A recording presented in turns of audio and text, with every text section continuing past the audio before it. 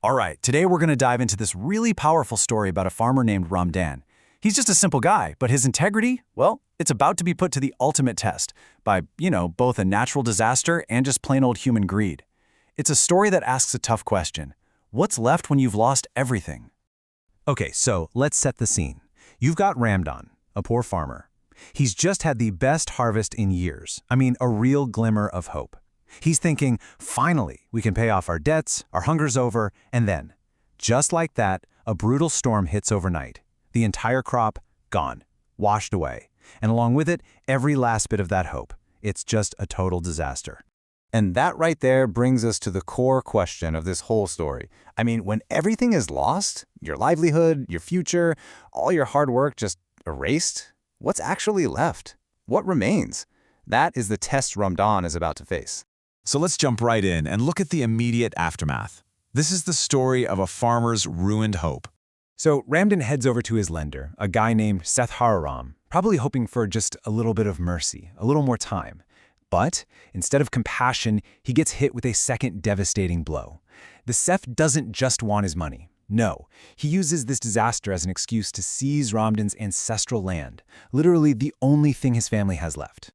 And the moneylender's response is just unbelievably cruel.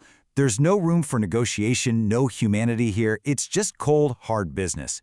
He basically says, I care about the papers, not your feelings. The land is mine now, vacate it immediately.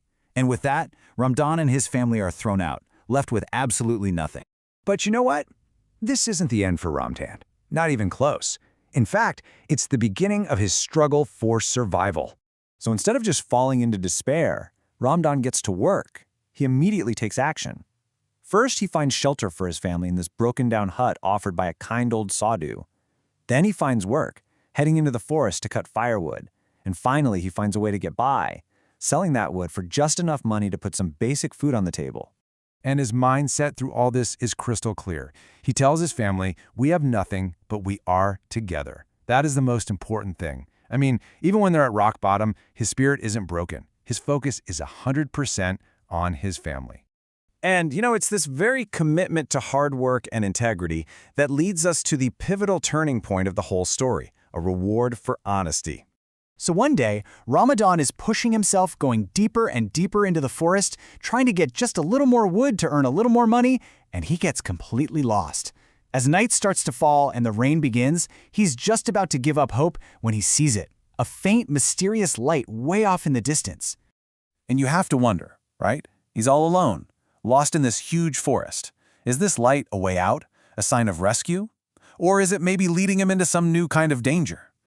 Well, he decides to follow the light, and it leads him to this strange cave.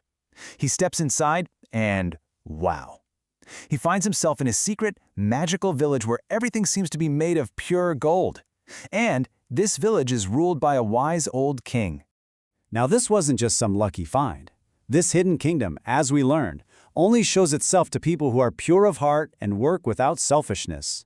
It was Ramdan's own character, his integrity, that was the key that unlocked this door. The king looks at Ramdan, sees the truth in his eyes, and just gives him a pouch full of gold coins. But he makes the reason very clear. This isn't charity. He says, this is a reward for your hard work. I wouldn't give it to an honest man like you, then who would I give it to? But, of course, a sudden fortune like this doesn't go unnoticed for long, which brings us to the next part of our story, greed's inevitable downfall. So what's the very first thing Ramdan does with the money? He goes and repays his debt to Seth Hararam. And the Seth, when he sees these pure gold coins, he's immediately suspicious, right? He just can't wrap his head around how a poor farmer could get this kind of wealth honestly. So, totally consumed by greed and jealousy, he decides he's going to spy on Ramdan and find out his secret. And this is where you really see the huge difference between these two men.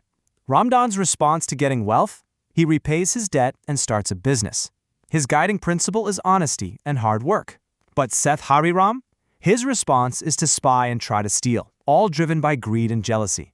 And you can see pretty clearly where these two very different paths are going to lead. Sure enough, the Seth follows Ramdan all the way to the cave. But when he tries to sneak inside, this bright light just erupts, and a voice booms out, denouncing him. It says his heart is filled with greed, and just like that, the king's guards appear and arrest him. The very same place that rewarded Ramdan's honesty becomes a prison for the Seth's greed. And all of this leads to the final, really remarkable transformation in this story, the moment the farmer becomes a king. So, a little while later, the old king of that hidden village, who doesn't have an heir, calls for Ramdan. He explains that he's been watching him this whole time, watching how he used the gold, how he started a fair business, and how he treated people. And because of his character, he offers Ramdan the throne. And again, the king's offer isn't about wealth or power. It's about character. He tells Ramdan flat out, "We have tested your behavior, your honesty, and your diligence. These are the qualities a true king must possess." So Ramdan's journey comes completely full circle. He accepts the responsibility. And it's so perfect, right? The farmer who cut wood just to feed his own children would now rule to feed his people. And so that leaves us with this final thought, this big question.